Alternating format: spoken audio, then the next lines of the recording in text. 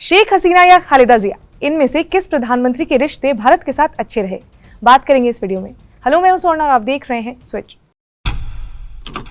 1971 में बांग्लादेश पाकिस्तान से अलग होकर एक नया देश बना, लेकिन नया देश बनने के 4 साल बाद ही 1975 में बांग्लादेश में तख्ता पलट हो गया। इसी दौरान बांग्लादेश के फाउंडर शेख मुजिबुर रहमान की भी हत्या कर दी गई। उसके बाद बांग्लादेश की राजनीति में कई बार उथल पुथल मची। इस समय जियाउर रहमान बांग्लादेश के नए आर्मी चीफ बने, जो बांग्लादेश नेशनलिस्ट पार्टी के फाउंडर भी थे, और वो आगे चलकर 1977 में बांग्लादेश के अगले प्रेसिडेंट भी बने। लेकिन फिर 1981 में उनकी भी हत्या कर दी गई, जिसके बाद बांग्लादेश पर आर्मी का ही राज रहा। कई सालों तक ऐसा चलता रहा, लेकिन 80 के दशक में बांग्लादेश में विरोध की क्रांति आई, जिसमें कई पार्टी शामिल थे जिन्होंने मिलकर ये लड़ाई लड़ी, जिसमें Awami league, Bangladesh nationalist party के साथ बाकी इस्लामिस्ट पार्टी भी शामिल थे, जिन्होंने समय समय पर प्रोटेस्ट किए, जिसके बाद ये तय किया गया कि बांग्लादेश में अब चुनाव होगा। ये वही पार्टी थे जो बाद में आकर एक दूसरे के विरोधी बने। उस समय वो साथ में मिलिट्री का विरोध कर रहे थे। जहां एक तरफ जिस देश के लोग मिलिट्री से परेशान थे, उन्हें एक उम्मीद दिखी कि अब उनके यहाँ भी चुनाव होंगे। फिर 13 जनवरी 1991 को देश में 5th जनरल इलेक्शन हुए, जिसमें कि बांग्लादेश नेशनलिस्ट पार्टी को 300 में से 140 सीटों पर जीत मिली, जो कि सिंगल लार्जेस्ट पार्टी बनकर उस टाइम उभरी थी। लेकिन यहाँ पर जो जीत का आंकड़ा था वो 151 था। तब बीएनपी ने जमाते इस्लामी की मदद से सरकार बनाई और 16 साल के मिलिट्री रिजीम के बाद खालिदा जिया बांग्लादेश की नई प्रधानमंत्री बनी। शुरुआत में मैंने कहा था कि मैं ये बताऊंगी कि शेख हसीना या खालिदा जिया, भारत के संबंध किस प्रधानमंत्री के साथ अच्छे रहे थे।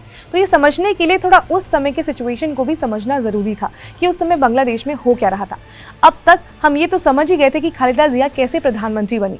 अब हम ये समझेंगे कि प्रधानमंत्री बनने के बाद वहाँ क्या हुआ। तो मिलिट्री रूल के बाद खालिदा जिया की सरकार पहली इलेक्टेड सरकार थी, लेकिन उस सरकार के संबंध भारत के साथ अच्छे नहीं थे। बीएनपी, जिसकी सरकार बांग्लादेश में उस टाइम थी, उनका स्टैंड डायरेक्ट या इनडायरेक्ट तरीके से एंटी इंडिया ही रहा। Global journal of human social science के एक रिसर्च पेपर में political parties in Bangladesh book को कोट किया गया है, जिसमें बताया गया है कि खालिदा जिया का स्टैंड इंडिया को लेकर कैसा रहा था।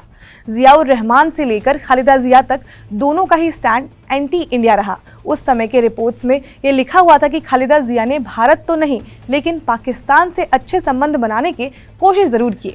रिपोर्ट्स के मुताबिक चुनाव से पहले ढाका में एक पब्लिक मीटिंग हुई थी, जिसमें खालिदा जिया ने कहा था कि अगर आवामी लीग पावर में आ गई तो बांग्लादेश की जो जमीन है वो भारत को दे दी जाएगी। हालांकि वो एक पुरानी बात हो गई थी।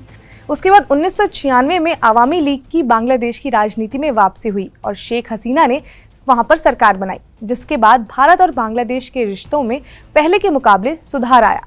इसकी शुरुआत हुई 1996 के गंगा ट्रीटी और 1997 के चकमा एग्रीमेंट के साइन के बाद। ये दो ऐसे मुद्दे थे जिसको लेकर भारत और बांग्लादेश के बीच में दिक्कतें आ रही थी।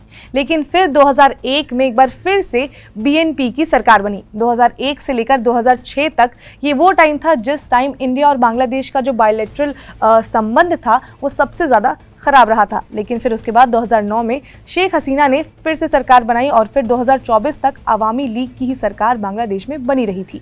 लेकिन फिर अगस्त 2024 में बांग्लादेश में तख्ता पलट हो गया। तख्ता पलट के बाद बांग्लादेश मिलिट्री ने खालिदा जिया को जेल से बाहर निकालने की बात भी कही है। अगर पुराने ट्रैक रिकॉर्ड्स को देखेंगे तो भारत के रिलेशन शेख हसीना के साथ ज़्यादा बेहतर रहे हैं, अगर हम उसे खालिदा जिया के टेन्योर से कंपेयर करेंगे तो। बांग्लादेश भारत से 3 तरफ से घिरा हुआ है। ऐसे में बांग्लादेश के लिए काफ़ी ज़्यादा इम्पोर्टेंट है कि वो भारत के साथ अच्छे संबंध बनाकर रखे। बांग्लादेश में करीब 200 से ज़्यादा नदियां हैं, जिसमें से 50 से ज़्यादा नदियां ऐसी हैं जो भारत से होकर गुजरती हैं। 1971 में जब बांग्लादेश और पाकिस्तान के बीच में युद्ध चल रहा था, उस टाइम भी इंडिया ने बांग्लादेश की ह्यूमैनिटेरियन ग्राउंड पर काफ़ी ज़्यादा मदद की थी। जब भी इंडिया को मौका मिलता है वो बांग्लादेश की मदद करता है। लेकिन बांग्लादेश में कई ऐसे नेता आए हैं जिन्होंने इंडिया से उतने अच्छे रिलेशन नहीं रखे हैं।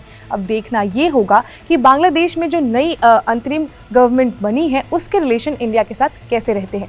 खैर, इस मामले में जो भी अपडेट आएगा हम आप तक पहुंचाते रहेंगे। आप जुड़े रहिए स्विच के साथ। इसके साथ ही अगर आपको ये वीडियो पसंद आई हो तो लाइक करें, शेयर करें, सब्सक्राइब करें स्विच को।